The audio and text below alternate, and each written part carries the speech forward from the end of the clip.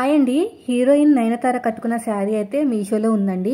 ఎలా ఉంటుందని చెక్ చేద్దామని చెప్పేసి బుక్ చేశానన్నమాట. కలర్ అక్కడ డార్క్ ఉంది, ఇక్కడ కొంచెం లైట్ ఉంది, అంతే డిఫరెన్స్. ఇంకంతా కూడా సేమ్ టు సేమ్ ఉందండి. చాలా బాగుంది, క్వాలిటీ మాత్రం బాగుంది.